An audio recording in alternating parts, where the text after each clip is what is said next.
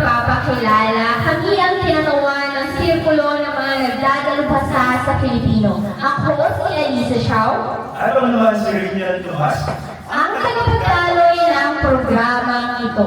Ang tagapakinig. Yan, mukhang handa na sila partner. Huwag na natin patagalin pa.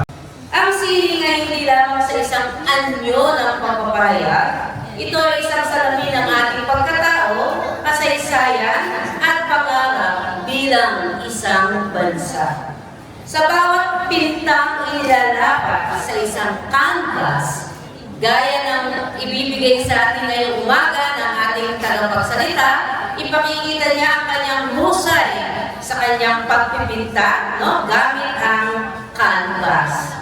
Sa bawat galaw ng isang mananayaw, sa bawat kumpas ng isang musikero, at sa bawat titik ng isang makata, nakikita natin ang puso at diwa ng ating mga kultura. Ang sining ay buhay, at ito ay nagbibigay kulay at kahulugan sa ating pagkakakilanlan bilang mga Pilipino. Sining o art ay it's a special skill. Parang hindi ka lang dapat marunong kumanta, sumayaw, o mag-paint.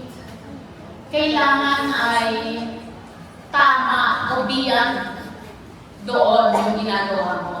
Siya ay kilala bilang dakilang pintor ng kasalukuyang panahon.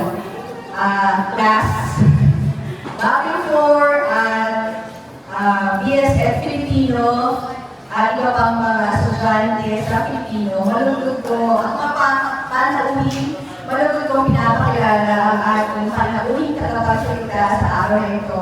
Si Elito ang mga mentors nila.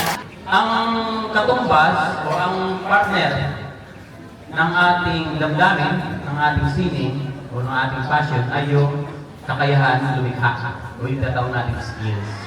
Yung skills, natututunan yon kung oras-oras, araw-araw, buwan-buwan, taon-taon natin ginagawa. Magandang umaga po. Ako po si Angel Jasper Fernando mula sa Pagsayaw ng Sining sa Pilipino. And ang katanungan ko, Ano yung mga exposure ng Sir Elito about sa sining po? Yun lang po. Maraming salamat. siguro bilang isang mga awit, gagamitin ko yung parang musika para may pangalas yung sining sa lahat ng larawan.